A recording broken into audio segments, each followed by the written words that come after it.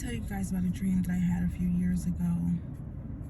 And the dream was about, there's actually two sections to the dream. The first part of the dream, I was walking down the street with my niece, and she was telling me that her school was doing all of this stuff, and they had all these computers, and they had all of this stuff here, and they had all these things.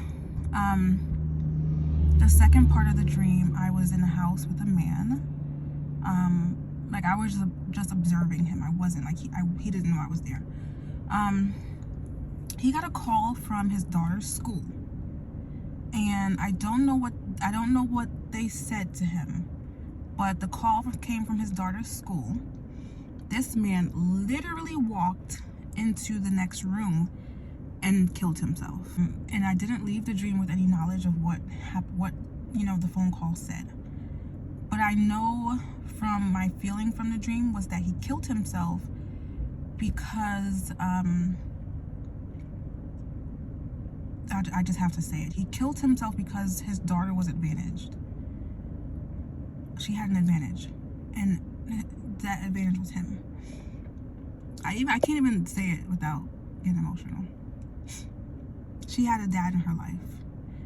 And because she had a dad in her life, she was more advantaged than the other kids. And I don't know what happened, but I'm guessing the school said, well, your daughter can't have, X, Y, and Z because you're in her life. So in a panic, he went into the next room and killed himself.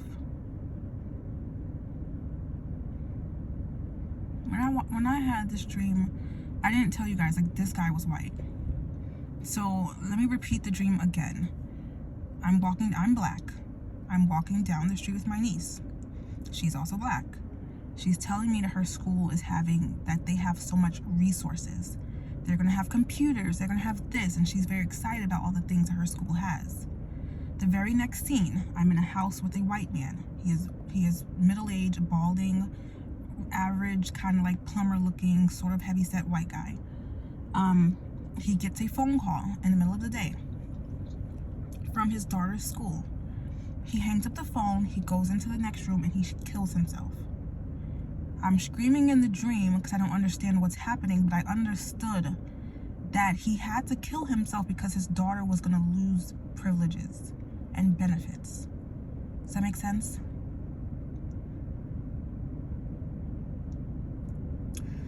I've been talking about a lot of the dreams I have are about what America's gonna look like for white people. And I can only imagine why God is giving me those dreams, because I see a lot of racism already. Like I see a lot of anti-whiteness, as if that's okay because it's, better than being anti-black. No. And I can recognize, even though God has not given me a dream about this, I can recognize that what's coming down the end of this road of intersectionality and who has the most disadvantages is that we're going to create a society where exceptionalism is going to be considered bad. If you want benefits, you have to have one parent. You get straight A's. No. If you want benefits, you need to get D's and F's, right? You're disabled. You're gonna have way more benefits, way more privileges than someone who's able-bodied, right? You're black. You're gonna get more benefits and privileges than someone who's white. You're trans or homosexual. You're gonna get more privileges than someone who is heterosexual, right? So I see that in this country, the only result of what this experiment that we're doing now is a race to the bottom. It's going to be a race to the bottom, okay? Because people are going to decide, I don't want to have two parents. I'm not going to get as much having two parents at home. But if I have one parent and my dad kills himself, then my school will give me more benefits. I have no idea what this school told this man. The only thing I know is that it was enough for him to decide that his daughter was better off without him. Does that make sense? Like, he literally decided in an instant, after one phone call, my daughter is better off with me being dead. Or not me, but with him being dead. That doesn't make any sense. This country is going to quickly become unexceptional. And they've already started it with the intersectionality. The people who have the most disadvantages are risen to the top.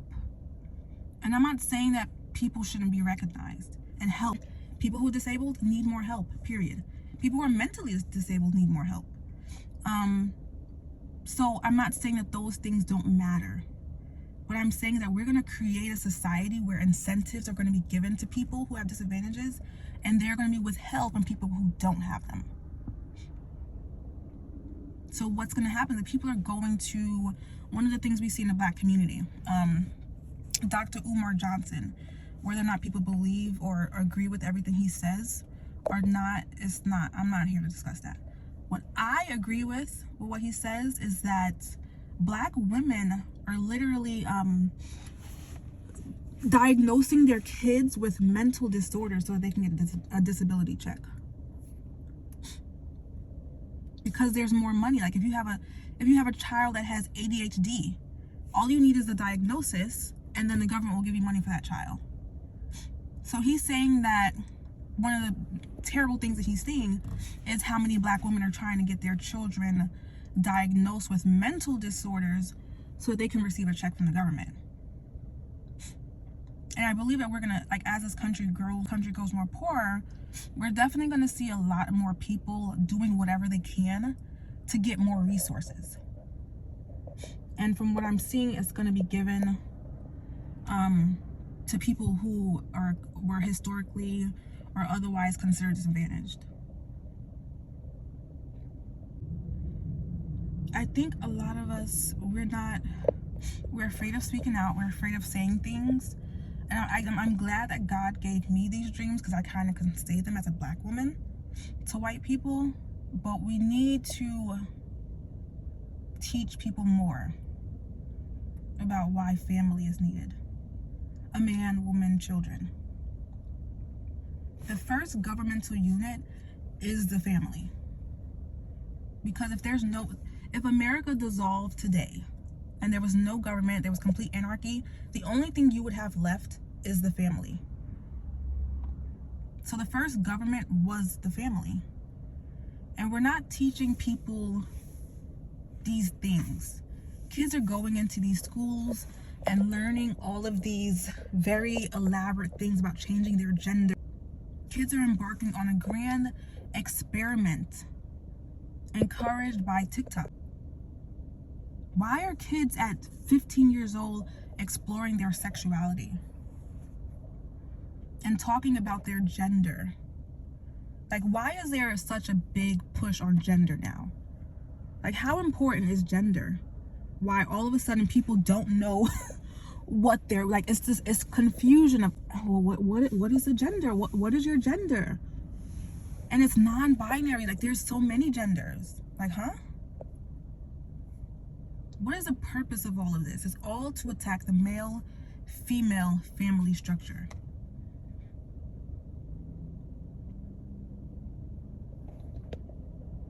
Because you can only have a family with a male and a female. You can only have a mom and a dad that can produce a child. You can't have two men, you can't have two women. Sorry, that's just biology. That's not to be offensive to anyone who is sexually attracted to the same sex. It just can't produce a family. You can create one, but it cannot naturally produce a family. So all of these ideas with these experiments with sexuality and all of these things with gender, it's all to attack one structure: the family. The family. The whole point of all of this confusion, because that's what I call it, confusion, is to attack the family. It's not coming at us in a direct way, so it's not directly attacking the family, but it is. So I grew up in New Jersey, a very liberal state, and I moved to Georgia when I was 16 years old. I moved to Georgia when I was 16 years old. I was pregnant with my daughter, and it was the best thing that happened to me. I understood gender roles when I went down there. I understood the need for a male and a female to raise a kid, because I just remember being down there by myself, like, oh, this single motherhood was not for me. Like, single motherhood is not for anybody. And yet we're all taught this independent woman, you know, philosophy. That's so dangerous. So I got to Georgia and I realized the beauty of a two-family household, the fact that it balances each other.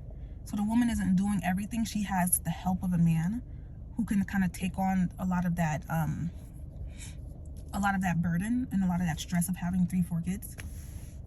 So I understood gender roles when I got to Georgia, and I also understood the power of a family. And only people who don't have family or don't have strong families can really understand and appreciate how important a family is. And I do. I'm blessed with a really good family. But at the time when I went to Georgia, I wasn't. Like, our family was very fragmented. Strangely enough, me getting pregnant at 16 got my family to become so much closer. But I understood marriage. I understood gender. I understood gender roles. Because when I was living in Jersey, women hated the idea of cooking, clean. You know, like, there were so many things that women felt like, ugh, about, you know, towards being a wife and being a girlfriend. So there was these ideas that were so pervasive growing up, where that sense of, like, being happy to have a family, being happy to be able to cook for your family, being happy to have, you know, like, Christmas dinners, you know, like, all of these beautiful things about having a family. Like, here it just wasn't. It was like, I'm not slaving over a stove, you know. There was just a lot. So this video has gotten YouTube long, so I'm gonna cut it off right here. So let me know what you guys think about the possibility that in the future people are gonna kill themselves to get advantages. And what do you think about the possibility of people, like, making themselves disabled and making themselves trans just to get acceptance and recognition and privileges from the government and from people? Do you think that it's too, like, do you think that it's even realistic for someone to kill themselves? Because I know people are going to say that that's unlikely to ever happen, that a man would never kill himself because his daughter is going to miss out on education opportunities. But that's what I saw in my dream. So let me know what you guys think.